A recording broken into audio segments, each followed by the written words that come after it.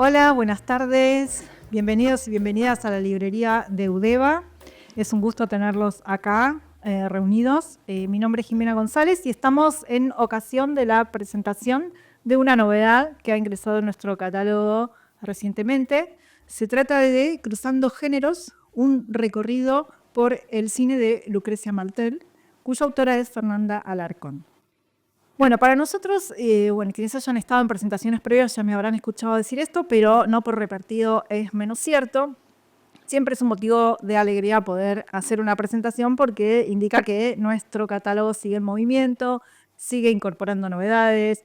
Los autores y las autoras siguen queriendo ofrecernos sus producciones para publicarlas con nosotros. Así que bueno, eso ya es motivo de festejo para nosotros. Y bueno, para los autores y sus amigos, su familia, sus colegas, también es una oportunidad de estar en contacto con la producción de alguien que conocen, de alguien que han seguido. En el caso de las familias, de alguien, cuyas alteraciones y estrés han acompañado a lo largo de la producción de estas obras que generalmente se relacionan con la producción académica, la producción intelectual de las personas que trabajan, investigan, hacen docencia y estudian en la universidad pública, en particular la Universidad de Buenos Aires, pero puede ser cualquier otra casa de estudios. Así que bueno, reuniendo todas esas cuestiones, reitero y enfatizo los motivos que nos alegran para estar todos hoy reunidos acá en esta librería. También agregar que es una zona poco explorada, si bien tiene grandes títulos en materia de cine, son buenos títulos, pero pocos. Así que el libro de Fernanda se suma a ese conjunto de pocos pero buenos y va a estar en buena compañía. Buenas tardes. Primero quería agradecerle a Fernanda la posibilidad de ser uno de los que comentaran su libro. Es siempre una responsabilidad y en este caso para mí un orgullo y un honor poder hacerlo. Para no perderme mucho, escribí unas palabras y bueno, lo voy a leer. Hay muchos aspectos interesantes, valiosos, relevantes para pensar el libro de Fernanda. Me voy a detener en algunos puntos que me parecen particularmente sugerentes en su trabajo. Fernanda evidencia un conocimiento muy fluido de los estudios previos sobre Martel. Recorre de manera rigurosa esos trabajos analíticos e identifica en ellos hipótesis significativas, señala la aparición de ejes notables para pensar las películas. Al mismo tiempo, piensa aquello que quedó oculto en esos textos anteriores.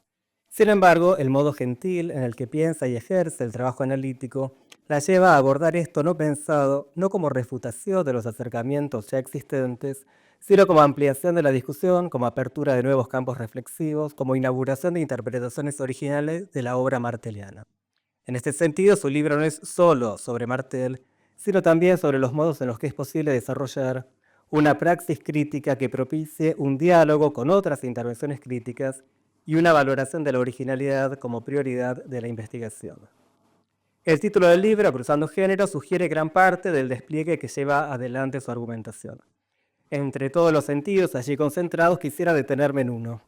Fernanda explora las películas de Martel desde dos nociones de género, la narrativa y la sexual. Recurre en esa búsqueda a gran parte de los autores y las autoras que estudiaron ambas con mayor rigor y exhaustividad. Sin embargo, opera un cruce. Estudia los géneros narrativos desde las teorías de los géneros sexuales y estudia los géneros sexuales desde las teorías de los géneros narrativos. Ese cruce promueve dos efectos fundamentales en su construcción crítica y teórica. Por un lado, vislumbra en las películas algo que no pertenece ni a los géneros narrativos ni a los géneros sexuales, sino que se instala en los territorios intermedios y conflictivos. Eso que está en los contornos no se hubiera podido indagar desde las perspectivas cerradas de ninguno de esos dos marcos teóricos. Por otro lado, permite ampliar y reimaginar lo que cada uno de esos encuadres puede pensar. En este sentido, se trata de un gesto crítico arriesgado y que tiene consecuencias teóricas inusitadas. Quienes conocemos el trabajo de Fernanda, porque leemos sus artículos, escuchamos sus clases o asistimos a sus ponencias, sabemos que desarrolla un método muy sistemático. Ese método no depende de los métodos tradicionales, sino que parte de una premisa fácil, pero de difícil cumplimiento: ver mucho, muchas veces. Se trata de un método extensivo e intensivo. Extensivo porque Fernanda ve muchas veces las películas, pero es también intensivo, porque su especificidad deriva de la profundidad y la densidad de su mirada y su escucha. Fernanda convierte a las películas en objetos a explorar, desentrañar, no para agotar el sentido cifrado en ellas, sino para ahondar en los cruces, en las aperturas, en los desvíos y las mutaciones. En esta dirección, creo que el análisis de La mujer sin cabeza ocupa un lugar prioritario. Allí Fernanda señala el rol detectivesco al que se nos conduce como espectadores y espectadoras. Su referencia a la película funciona como una suerte de puesta en abismo que permite ver el modo en el que su propio texto funciona. Fernanda es una detective que investiga algo que ocurrió en las películas de Martel. Esto que ocurrió es complejo, en parte indeterminado, definido por la incertidumbre, pero Fernanda lo asedia, lo rodea y lo captura. Tiene la gentileza de no traducirlo a palabras o a nociones teóricas, pero señala el camino para que también nosotros y nosotras vayamos a su encuentro. Fernanda incluye en su libro una cantidad notable de teóricos y teóricas. En sus páginas aparecen Judith Butler, John Berger, Derrida, Deleuze y tantos otros y otras. Sin embargo, en ningún caso las películas son posicionadas como ilustraciones o ejemplificaciones de esos marcos teóricos. Fernanda no corre a buscar el último libro o la última teoría de moda para aplicar diligentemente a las películas. Fernanda huye, así, de una tendencia intelectual que replica la velocidad de las modas y que pasa de un marco a otro con prescindencia de su valor, de su potencia y de su relevancia. Fernanda no corre detrás de esas teorías porque no le hacen falta, para tener muchas ideas significativas para compartir sobre las películas. Fernanda conoce la teoría y la incluye con frecuencia, pero solo para dialogar con ella, no para escudarse en ella, o para intentar forzar a las películas para que digan aquello que la moda académica quiere que digan. Fernanda nunca es dócil ante las presiones de las tendencias académicas. Lucrecia Martel es una de las cineastas más valoradas y apreciadas del cine contemporáneo. Al mismo tiempo, es más que una directora de cine, es una figura pública, una intelectual. Este carácter intelectual, con voluntad de incidir en el espacio público, en los debates actuales, la distancia en un rol puramente artístico. Martel es, además, una polemista. Cada una de sus declaraciones o apariciones genera controversias. Martel reflexiona y sus intervenciones ayudan a reflexionar sobre los enlaces del arte y la política, el cine y las plataformas y tantas otras. Sin embargo, Fernanda no sucumbe a la tentación. Prácticamente no cita a Martel, no incluye entrevistas, no reproduce sus palabras, así evita que su libro sea una paráfrasis de lo que Martel ya dijo. ¿Qué sentido podría tener repetir sus intervenciones públicas? Fernanda apuesta por indicar aquello que no depende de las propias intencionalidades de la autora y amplía así el registro de lo decible en torno a su obra. En su libro, Fernanda desarrolla un trabajo de análisis específico sobre algunas escenas o algunas imágenes de las películas. Así prioriza una selección de lo pequeño, de lo que está en el borde del insignificante. Ese gesto crítico requiere una habilidad particular para descubrir cuáles son esos elementos mínimos que abren la película, que se ubican como umbrales que comunican lo minúsculo con algo de otra dimensión. Fernanda dice en su trabajo sobre La mujer sin cabeza que, la cito a Fernanda, un detalle se magnifica y aquello que solíamos mirar de forma distraída o pasar por alto deviene teatro de revelaciones. En realidad no es que el detalle se magnifica, sino que Fernanda lo magnifica. Es su percepción la que nos sugiere que en ese componente menor de la imagen, en ese momento casi imperceptible del relato, se concentra algo que orienta un sentido, abre vínculos, reescribe tradiciones narrativas. Las películas de Martel son apabullantes. La complejidad de las referencias, la pluralidad de sentidos, la multiplicidad de capas de la imagen y el sonido, todo conduce a la composición de películas excesivas. En esta dirección se trata de películas inagotables, infinitas, que se reescriben en cada visión, que se resignifican en los diferentes diálogos que se pueden establecer entre ellas y con una variabilidad proliferante de tradiciones narrativas y posicionamientos teóricos. Por eso la elección de Fernanda de desplegar sus análisis a partir de la periferia evidencia la magnitud de su capacidad crítica. Esta misma amplitud y complejidad de las películas de Martel propicia que se las haga participar, seguramente ustedes también lo conocen, que se las haga participar de distintos linajes. Los cuentos de Silvino Campos, las películas de Torre Nilsson, distintas variantes del cine moderno. Sin embargo, Fernanda decide rastrear, crear o imaginar otros linajes. Entre todas esas posibles filiaciones, elige explorar las maneras múltiples en las que las películas participan del género del terror y del modo fantástico. Esa primera elección deriva de un análisis minucioso de las películas y del modo en el que, lenta pero claramente, Fernanda comienza a ver una serie de elementos que están por fuera de lo que se ve a primera vista. Cuerpos, movimientos, diálogos, imágenes, jardines, espantos, espectros, zombies. La argumentación de Fernanda en torno a estos diálogos es tan perspicaz y contundente que después de leerla, las películas de Martel no volverán nunca a ser las mismas. Pero Fernanda no se limita a identificar estos elementos, a orientar nuestra visión y comprensión en una dirección novedosa, sino que elabora a partir de allí un modo alternativo, disruptivo de ver y comprender las películas. En esta búsqueda, Fernanda recupera en diferentes momentos del libro a John Berger. Su libro Modos de ver, una lección en torno a la mirada, el abordaje de las imágenes, el trabajo crítico y analítico sobre el arte, podría tenerse en cuenta también para vislumbrar aquella operación crítica que Fernanda lleva a cabo en torno a las películas de Martel, establecer otro modo de ver o de verlas. Ese otro modo de ver se carga durante su argumentación de una notoria potencia política, de un modo oblicuo, sin declaraciones prepotentes. En el libro de Fernanda se inscribe una perspectiva que politiza las películas de Martel. Su abordaje de los discursos sociales, de ciertas figuras, de determinadas subjetividades e identidades colectivas autorizadas, se inmiscuyen en el libro y terminan presentando una mirada absolutamente distinta de las películas de Martel.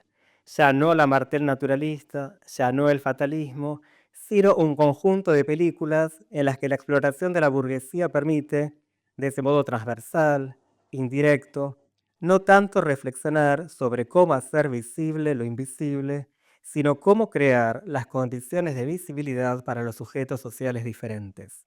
En esa apertura, ese desvío de las formas en las que fueron vistas, comprendidas y discutidas las películas de Martel, se juega un aporte crítico descomunal.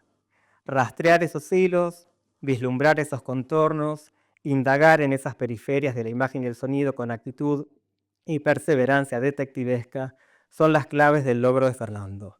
Las mismas películas devienen, gracias a su trabajo, objetos, artefactos y superficies que vemos y escuchamos por primera vez. Bueno, gracias, Fernanda. Bueno, yo quería proponer como 3 preguntas, ideas, ejes, no sé, con los que me encontré al leer el libro y son todas cosas que Mariano ya dijo y yo las voy a decir distintas, así que eso está bueno, pero están efectivamente, se ve ahí rondando. Una primera cuestión tiene que ver con la forma de la escritura del texto en sí, ¿no? Como decía Mariano, es un libro cuyo origen es un texto académico, una tesis, pero acá Fernanda reescribe, ¿no? Y lo convierte en un ensayo y lo transforma en una escritura que tiene, bueno, la erótica que le interesa a Fernanda en el encuentro entre las palabras. Y hay algo que para mí es lo más interesante de resaltar, no sé si lo más, tengo muchas cosas interesantes, pero digo, una cosa que me parece importante es que es un texto que está haciendo un acto de pensamiento cinematográfico con su escritura. Y con esto me refiero a que hay un paralelo que uno podría hacer fácilmente entre la forma en la que ella escribe el texto y la forma en la que piensa este cine, el cine de Martel, y cómo piensa en sí mismo el cine de Martel. Porque, bueno, un poco Mariano decía, ¿no? El cine de Martel es un cine apabullante, gigante, complejo, excesivo, y Fernanda lo describe como un cine que es una minuciosa arquitectura, ¿no? Es decir, como un cine que podríamos pensar está muy diseñado, muy craneado, muy pensado, ¿no? Cada sonido, cada imagen, cada encuentro entre una imagen y la otra. Y a mí lo que se me venía encima leyéndola es que Yo no diría arquitectura, quizás en este caso, para pensar a Fernanda diría más que el texto es un minucioso tejido o trama, ¿no? Donde no es un texto que nos dé todo en bandeja. Es un texto que puede ser, que fluye, que es muy hermoso de leer, pero que no nos regala todo de una, ¿no? Es un libro que pide, invita a revisitarlo. Porque la sensación que uno tiene es que entre cada palabra que ella utiliza hay un montón de encuentros y alianzas y nociones que no vamos a cazar a la primera, ¿no? Algo similar a lo que nos pasa cuando vemos el cine de Martel, que nos quedamos como, bueno, no sé bien si estoy segura de que acá no estoy cazando todo lo que está pasando. Algo de eso pasa con el texto de Fernanda, donde se siente, ¿no?, que se va a seguir abriendo, que es un texto que cuando lo vuelva a leer voy a encontrar nuevas resonancias, nuevas ideas que no sabía, no me di cuenta que estaban ahí, por lo cual es una buena razón comprar el libro para poder leerlo, ¿no?, una y otra vez. Bien, y frente a esta idea, esta noción del ser revisitado, una segunda cuestión, que tiene que ver con ¿para quién es este libro o para quién potencialmente puede ser este libro? Una primera cuestión, quizás más evidente, es que este pues, es un libro muy interesante para estudiosos del cine, para académicos, para cinéfilos, para gente que le guste mucho el cine de Martel, que lo haya estudiado y que se pueda encontrar con una perspectiva que es original y creativa de un objeto quizás ya muy conocido. Pero hay otra cuestión que para mí es la más relevante, que es algo que dice Fernanda en el texto como un objetivo, como una intención o como un deseo, que es la posibilidad de que el texto habilite nuevos espectadores. Y a mí eso me resulta, no solo por haber sido alguien que se acercó efectivamente al cine Martel de otra manera gracias a Fernanda y a sus clases, sino que también tuve la oportunidad, esto es una mínima deriva autorreferencial, pero de dar películas de Martel en clase y encontrar una reticencia absoluta, rechazos, tanto de gente de 20 años como de 60, ¿no? Porque hay algo en el cine de Martel que es difícil de llegar, ¿no? Puede ser bastante expulsivo, sobre todo para espectadores contemporáneos. Y bueno, Mariana decía, ¿no? Hay como muchas filiaciones con las que se lee al cine de Martel y que pueden ser puentes con los cuales acercarse, pero a veces, quizás cuando uno está dando clase, Antonioni no es como la mejor o el más fácil de los encuentros para llegar al cine de Martel. Y hay algo increíble que hace Fernanda en este cruce de los géneros y en el traer a los géneros textuales como el terror, como la ciencia ficción, como la fantasía, que habilita de repente poder mostrar La Niña Santa junto a el nuevo cine de terror japonés, ¿no? O junto a La Llamada, o mirar Sama junto a una serie como La Dimensión Desconocida. Es decir, objetos que están mucho más cerca, que son puentes más amenos, más amorosos, que forman parte de una cultura popular. Y esa potencia que tiene el libro de ser una especie de intermediario para intermediarios, se me viene a mí a la cabeza, parece que tiene una potencia vital muy, muy fuerte, ¿no? De volver a abrir nuevos amigos, encuentros. Y bueno, con esta noción de lo vital, una tercera cuestión, que quizás es la más relevante. Algo que se me apareció leyéndolo en estos días, ¿no? Es qué puede ofrecernos este texto hoy, en el contexto en el que nos encontramos. Porque muy claramente este es un texto cuyas ideas vienen atravesando muchos años y muchos contextos diferentes, ¿no? Desde la investigación académica, desde la escritura de la tesis, desde la posibilidad de escribir el ensayo a que finalmente se publique, atraviesa muchos momentos, entre ellos Fernanda menciona el despliegue del feminismo y la ola verde, como de hecho esta cuestión de una Martel omnipresente en el discurso público es algo que no siempre formó parte de la investigación y del momento de su encuentro con este cine. Y yo, bueno, me preguntaba bien, con un texto que ha tenido que atravesar, ¿no? Todos estos años y todos estos contextos y preguntas desde la realidad en la que piensa Fernanda. ¿Qué pasa hoy en un contexto en el cual el libro se publica en un momento de repliegue de los feminismos, podríamos decir, de avance de las derechas, del avance del fascismo y de, yo a lo que calificaría como un tiempo bastante nihilista en el que estamos?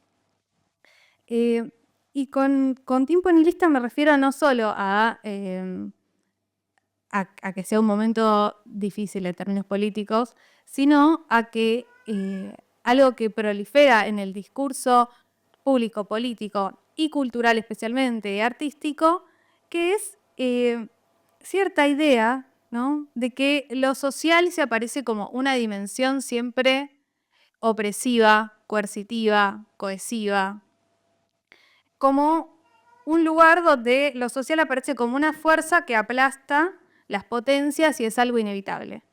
Y si traigo esto, tiene que ver con que es algo que se aparece de alguna manera en muchas de las lecturas que se han hecho, ¿no?, del cine de Martel, en tanto entienden de alguna manera que esa dimensión de lo social es la que aparece como objeto de representación en este cine, ¿no? Algo que también estaba mencionando Mariano. Como esta idea de que este es un cine en el cual los ámbitos de lo social se aparecen desde lugares viciados por el poder, ¿no? Entonces, la alta burguesía patricia del norte o tener como protagonistas a héroes colonizadores, ¿no?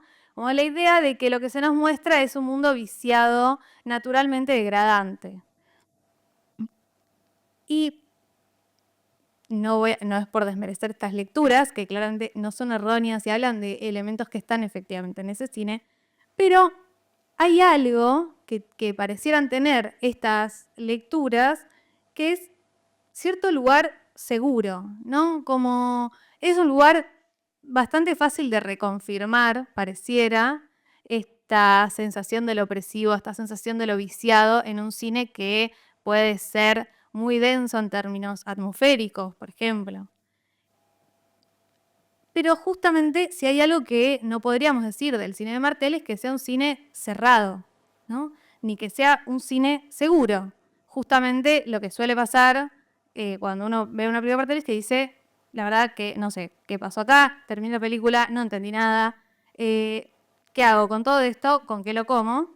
Y yo decía antes que el libro de Fernanda, la forma de trabajar de Fernanda, está muy cerca de las películas en términos de cómo estas películas piensan. Entonces, justamente creo que por eso, en esa potencia que tiene que ver con ese método Alarcón de estar muy, muy cerca de las películas, es un texto que disputa constantemente cualquier posibilidad de cierre a la lectura de la película, ¿no?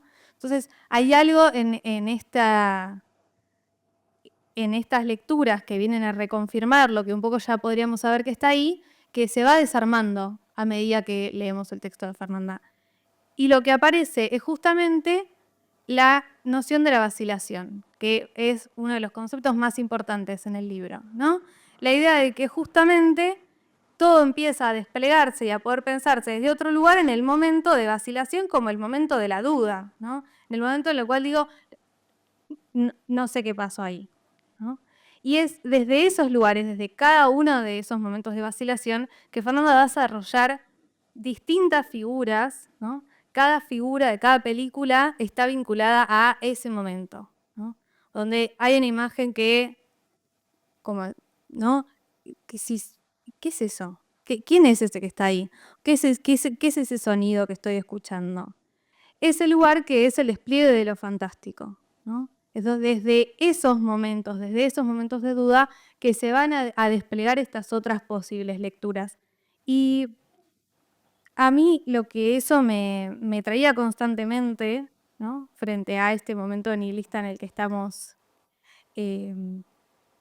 viviendo, es que lo que se aparece junto a esa duda, a ese momento de vacilación y en cada una de estas figuras que van manchando el resto de la película, es que aparece lo vital, ¿no? O sea, aparece la idea de que más allá de cualquier posible opresión absolutamente aparentemente inevitable e inmutable, siempre la vida se hace un lugar, siempre hay algo que se escapa, algo que se escurre.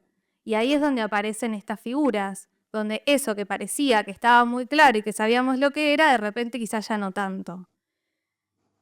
Es esa dimensión que le permite también a Fernanda ubicar, ¿no?, esta vacilación como un momento de cuestionamiento, como un momento en el cual uno se puede incomodar y donde se puede sacudir nuestra percepción respecto de lo establecido y proponer nuevas narrativas, ¿no? Nuevas narrativas respecto de lo tradicional, de lo que ya sabemos, de lo que asumimos, y también mostrar desde ahí nuevos modos de resistencia. Esa potencia crítica que tiene el texto de Fernanda como modelo de abordaje de este cine, el cine de Martel, pero también de la cultura y también de la política en esos términos, creo que hoy quizás tiene una potencia y una relevancia, una necesidad que en otros momentos no hubiera sido quizás para Fernanda tan evidente que iba a ser tan necesario. Así que nada, también parece que es una gran oportunidad de encontrarse con este texto como un momento de volver a abrir las lecturas y volver a encontrarnos con esas potencias, ¿no? Esa potencia más vital de seguir buscando, de permitirnos dudar y de sentirnos incómodos y no de quedarnos seguros en nuestros asientos en la sala de cine. Cuando estaba pensando, digamos, cómo se presenta un libro, ¿no? Una presentación de un libro siempre es algo como dudoso porque no querés hacer ningún spoiler, pero a la vez hay algo que hay que decir, ¿no? Pensaba que este es un libro que traza, quizás estructuralmente, un arco entre dos grandes citas, como que el libro lo articula en dos citas que me parece importante que las traigamos, que se proponen como dos modos de pensar, dos modos de ser, dos modos de ver, que van a acompañar al libro de atrás para adelante y de adelante para atrás, ¿no? Una cita de Derrida que voy a reponer después, pero que dice: no se puede prohibir creer. Y una cita de Serge Daney que dice: un film se puede interpretar, pero nadie está obligado. Entre ese no se puede prohibir creer y en ese nadie está obligado a interpretar, me parece que está un poco la ética del libro, ¿no? Encerrada entre estos dos aliados. La estructura del libro, como contaban los compañeros, son 4 capítulos que de alguna manera como recorren los cuatro largometrajes de Lucrecia Martel y al final Sama con los cortos, ¿no? Hay varios cortos que aparecen ahí en conversación con Sama, y en esa estructura de una película por capítulo aparecen una serie de figuras, ¿no?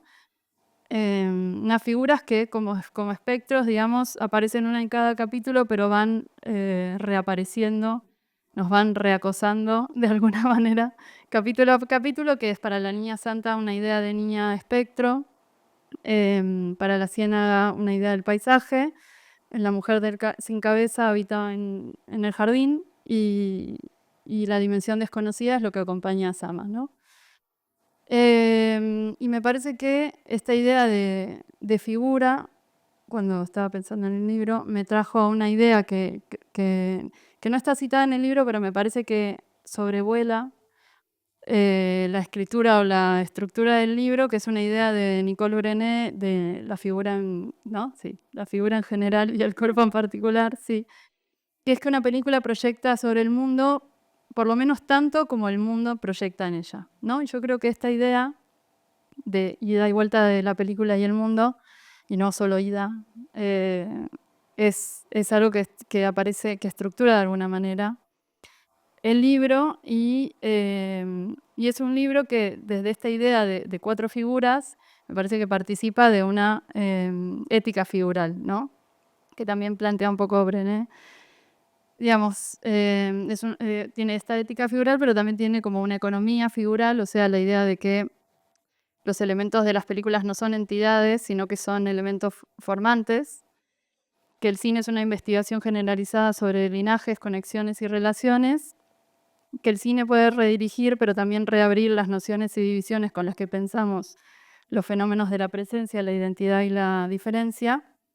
Y eso trae de alguna manera también lo que Nicole Brené llama una lógica figural, que es pensar o considerar a las partes de las películas como preguntas, ¿no? Como enfrentarse a esos mini objetos, subobjetos, como si fueran preguntas sobre las cuales una puede reaccionar de distintas maneras. Quizás responder es una, pero la otra es hacer más preguntas, ¿no? Que me parece que es el método, que es el método Alarcón, como se llamó en este podio.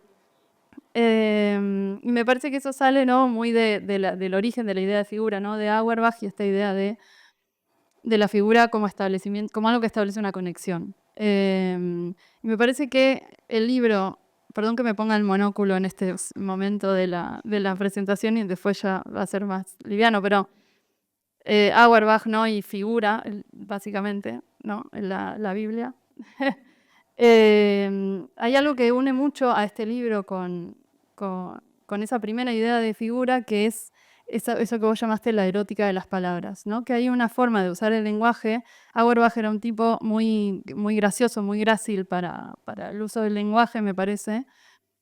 Y dice cosas como que elige la palabra figura. ¿Por qué llamamos figura a la figura? Porque le parece una palabra más dinámica y vigorosa, dice, con mayor capacidad de irradiación, ¿no? La figura, para él, la palabra figura tiene mayor capacidad de irradiación. Lo cual me parece una expresión fantástica, hermosa. Y esa sensualidad extraña del lenguaje que aparece en figura, también aparece en el libro de Fernanda. En muchos momentos, sobre todo me parece en una idea de usar un vocabulario vegetal. Mucho vocabulario vegetal tiene este libro, y lo vamos a mencionar a lo largo de la presentación, que culmina de alguna manera en la idea de que las figuras son brotes, y cambias de alguna manera la palabra brote por figura, y hacerse preguntas como: ¿estamos frente a un fenómeno de sugestión narrativa o se trata de una situación meteorológica, ¿no? Esta sensualidad del lenguaje es lo que pueden encontrar en este libro, que está a la venta acá en Eudeva. Y lo cual hace que este libro tenga esa sensualidad que viene de una sonoridad, ¿no? De cuando uno lee la experiencia, que es lo que estoy intentando reponer de alguna manera, la experiencia de lectura de este libro tiene una sonoridad muy sensual, de alguna manera. Pero bueno, están estas cuatro figuras que me hacían pensar también, y ahora sí cierra el monóculo, último momento, citas grandes del día, pero que para mí recuerdan o remiten o existen en concordancia con o en convivencia con, como esa primera experiencia de la figura que se rastrea, o que se puede rastrear en figura, que es eso que le dice Beatriz a Dante en el séptimo cielo del paraíso, ¿no? Que es: fija tras de tus ojos la mente y haz de ellos espejo de la figura, que en este espejo te aparecerá, ¿no? Como para mí hay algo de el funcionamiento de este libro que voy a explicar, porque tengo un punto acerca de esto, no es una invención, que parte de esta idea, de este origen de la figura, ¿no? Y como decías, Milagros, digamos, siguiendo este consejo quizás de la figura original de poner tras de los ojos la mente, y en este poner tras de los ojos la mente, vivir un poco entre aparecidas, ¿no? Estas figuras que aparecen, que son las que dije antes, la línea espectro, el paisaje, el jardín, la dimensión desconocida. El libro comienza, como decía Mariano, pensando en los géneros, y ahí piensa, ¿no?, género, ¿no?, los géneros sexuales, los géneros narrativos como modos de ver, y comienza describiendo su funcionamiento. O sea, es un objeto que comienza explicando su funcionamiento primero y principal, pensando en esta idea de trama que decía Milagros, y dice: este libro trama un recorrido. Perdón, me gusta que Mario no fue digital, Milagros fue analógica, yo soy miti. Y ella habla de esta trama como algo que enuncia un tejido y un viaje, que para mí también que también tiene que ver con la trama, ¿no?, con el plot. Y el plot tiene que ver con el complot. Y me parece que el libro tiene una trama, que es de lo que hablabas, me parece Milagros. Hay muchas tramas por arriba, por abajo, subterráneas y evidentes.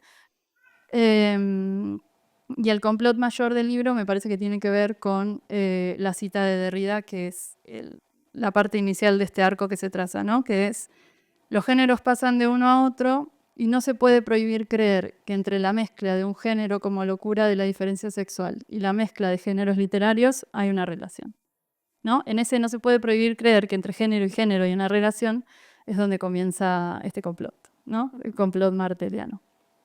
Y eso tiene que ver con pensar la perspectiva, con pensar, que es lo que decía un poco Mariano, pensar la perspectiva de género como la pensamos usualmente, ¿no?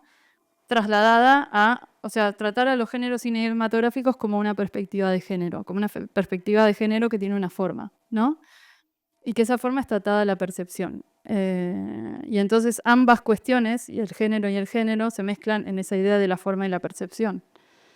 Y ella lo que propone, o sea, el libro lo que propone, es pensar en el género y en el género como si fueran anteojos. Como una red flexible y una cosa a través de la cual mirar las películas de Lucrecia Martel, pero me parece que las películas de Lucrecia Martel son lo que abren una cosa por ahí un poco mayor que tiene que ver con ver el mundo, ¿no? Pero eso va a venir más adelante. Y me parece que esos anteojos que propone el libro, eso de usar el género y el género, nosotros estamos acostumbrados a pensar la perspectiva de género como anteojos, pero no los géneros narrativos como anteojos, y en ese pensar los géneros narrativos como anteojos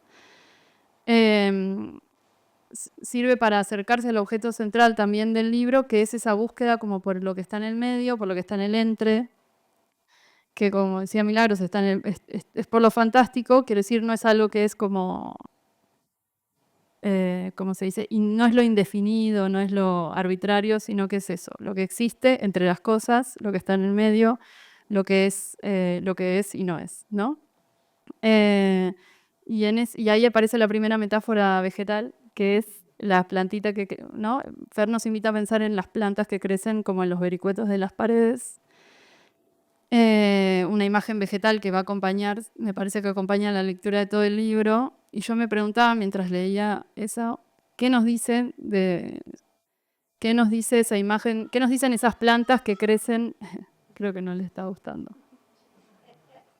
¿Qué nos dicen esas plantas que crecen en los agujeros entre las paredes? ¿Qué nos hacen ver, ¿no? ¿Qué nos hacen ver con esa existencia insistente que proponen creciendo sobre el cemento? Y yo creo que la respuesta está en el libro, obviamente, para eso estamos acá, que tiene que ver con, y cito a Fer, en los miedos, sorpresas y nervios ante lo extraño, otra manera de concebir la realidad puede desatarse. No, y entonces en esa otra manera de concebir la realidad que puede desatarse es donde aparecen las figuras de este libro, ¿no? Que son figuras que son extrañas, que son inquietantes, que son desconcertantes, que por algún segundo, como decía Milagros, son enceguecedoras, ¿no? Hay un primer contacto con esas figuras que son como, ¿qué es esto? ¿No? Y que es como si la luz como lo llenara todo. Digamos, aparecen esas otras maneras de concebir la realidad que pueden desatarse. Y me parece que es un libro que, digamos, ¿por qué hablaba de complot? Porque me parece que tiene una estrategia muy interesante para comenzar este recorrido de los anteojos del género y género, para con Lucrecia Martel, pero para con la existencia toda. Que es que, digamos, el género y el género tienen algunas dificultades para ser absorbidas por algunas presencias, cuerpos, personas, llamémoslo como quieran.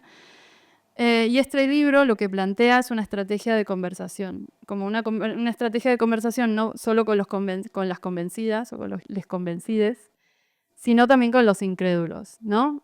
O sea, el género, y Fer habla de esto en el capítulo de la Niña Santa, cuando habla de los espectros. Obviamente el género es como los espectros, ¿no? Tiene sus incrédulos. De hecho, están todos en el gobierno, así que son el oficialismo, ¿no?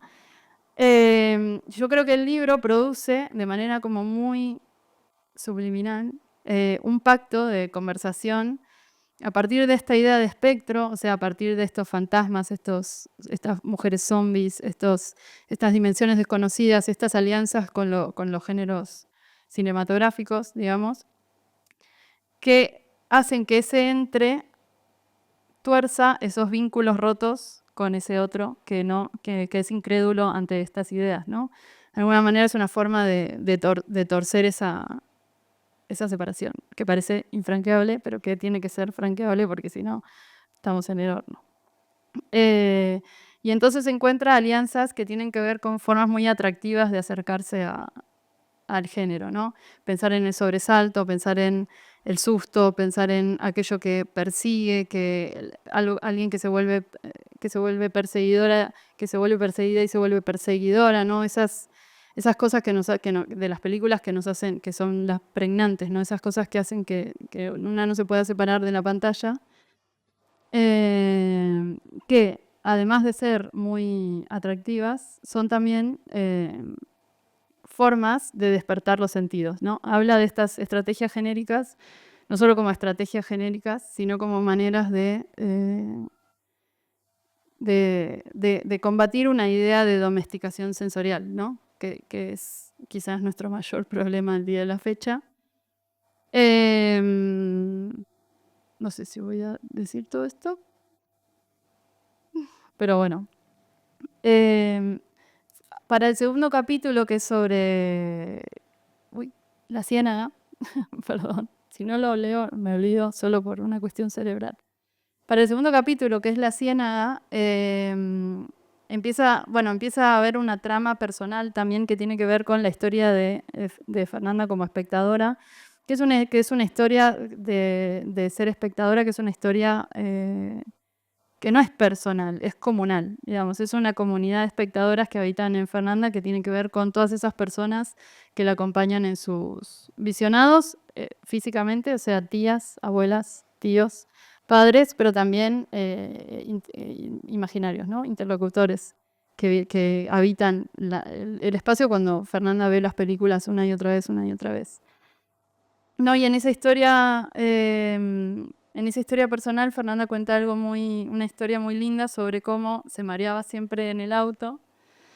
Y en una clase de pintura, la profesora animó a la gente que estaba en esa clase a no dibujar. Hay una clase de pintura en el jardín botánico, ¿no? Donde hay que dibujar plantas, dificilísimo dibujar plantas.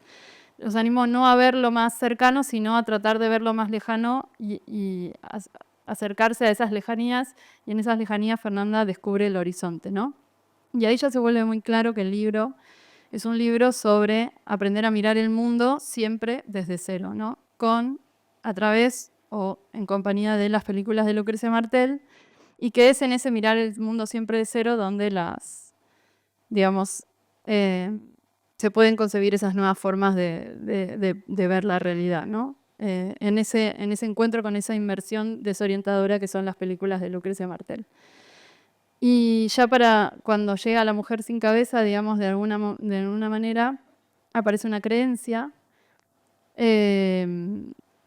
directa de que de esto que hablaba Milagros antes, de cuáles son nuestros problemas de la hora. Y ya para pensar en la mujer sin cabeza, una mujer zombie que está ahí a necesidad de ser despertada, que está anestesiada, que está completamente anestesiada, de que lo que nos aqueja ahora es como la alienación de los sentidos, ¿no? Que este es nuestro problema en este momento, y que es un problema que es de todo el mundo, no es un problema solamente de Vero, que anda anestesiada por la vida. Y que es un problema en tanto y en cuanto tiene una solución. Y la solución aparece en los detalles, pero para no darles los detalles, digamos, la solución ante la anestesia es la sinestesia, ¿no? Eso es lo que propone un poco esa especie de diálogo eterno entre este libro y Lucrecia Martel, ¿no? Ante la anestesia de la vida, la sinestesia con el mundo sensible, ¿no? Y esa sinestesia aparece en estas alianzas entre lo humano, lo no humano, lo vegetal, lo genérico.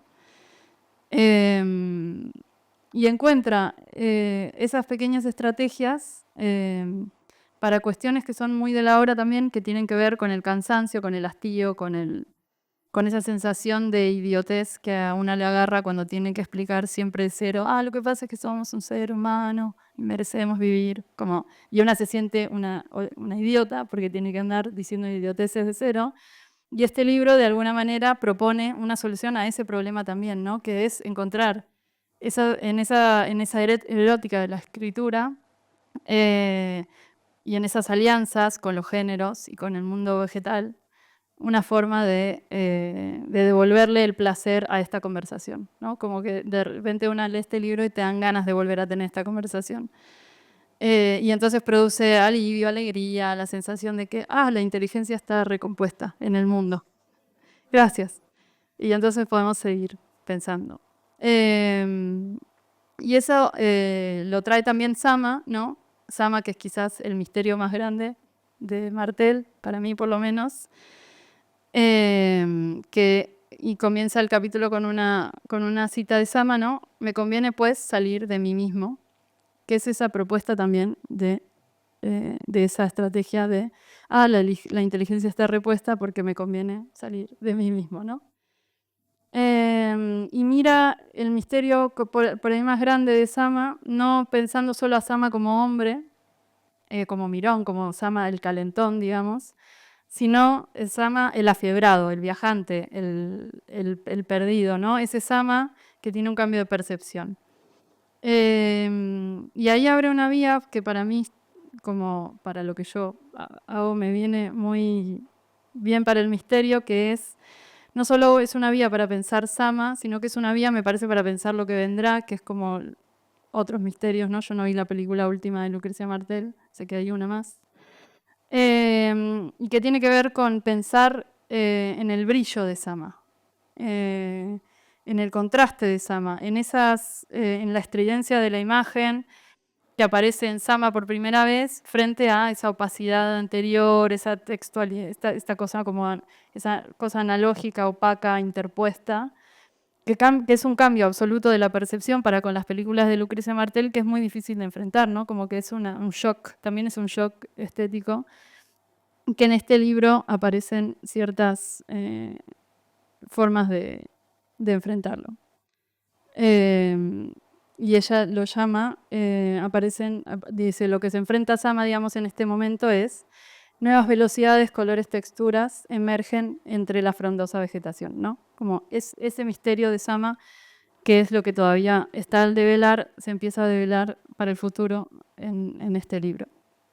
Entonces, estamos en diciembre, como decían mis compañeros, mes convulso, en general en el país tiene una tradición de catastrófico, atareado, difícil, mucho trabajo. Entonces pensaba, para terminar, ¿qué nos trae, digamos, el hada de diciembre, que sería Cruzando Géneros?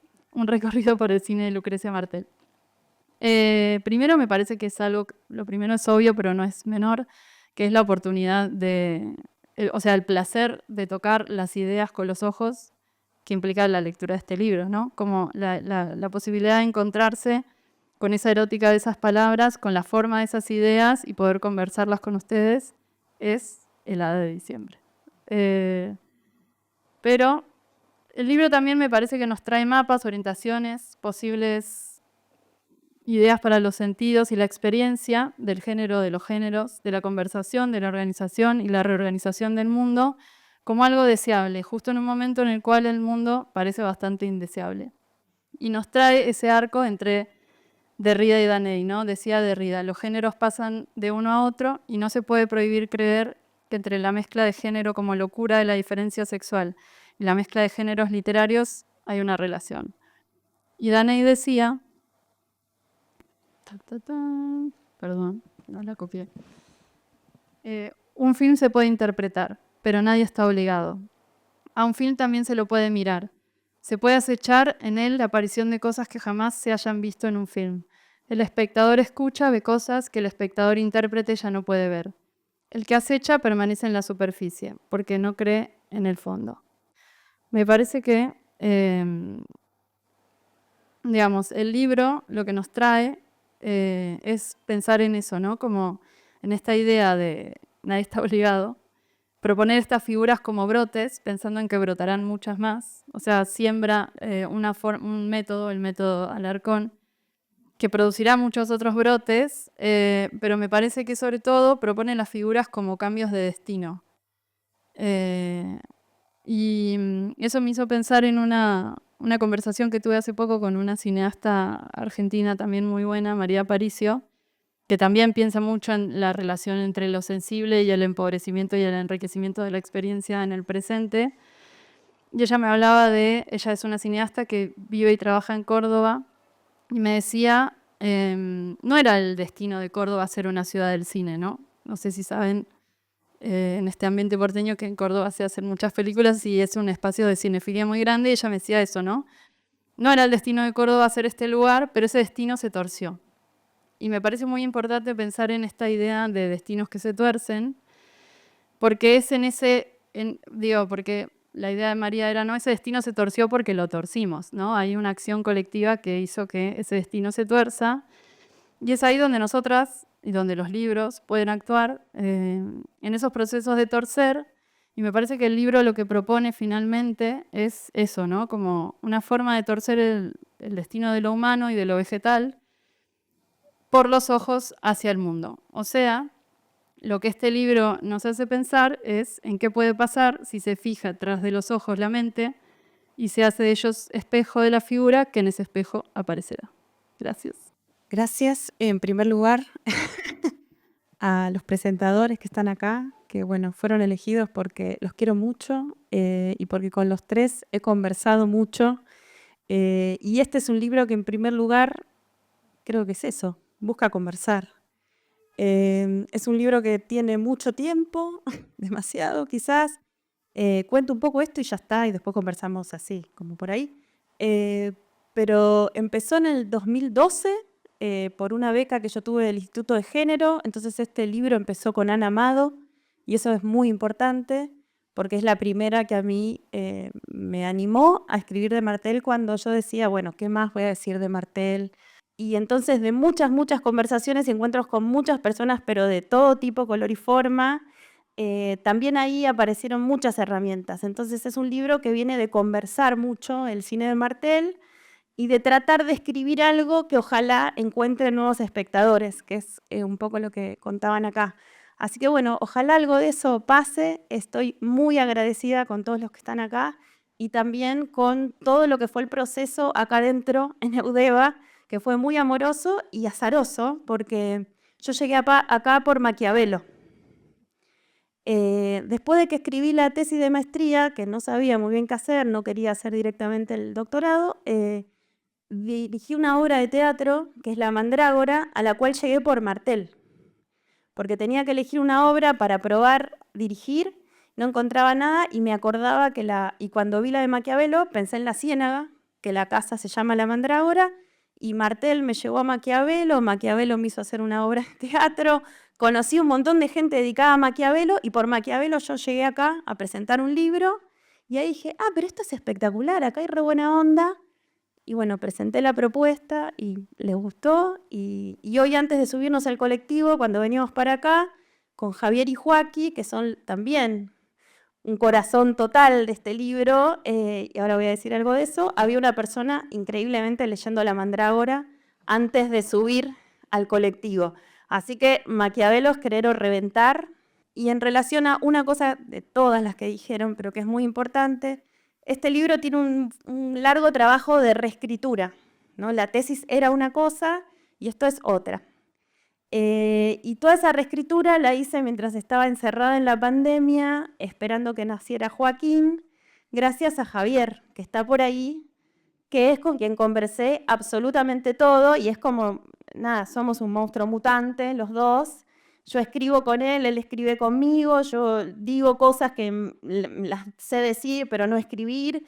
Entonces, esta escritura es una escritura que le debe todo al jardinero de este libro, que es Javier Soro y que está terminando una película que se llama Ciudad Jardín. Así que bueno, muchas gracias a todos por venir acá y nada, charlemos.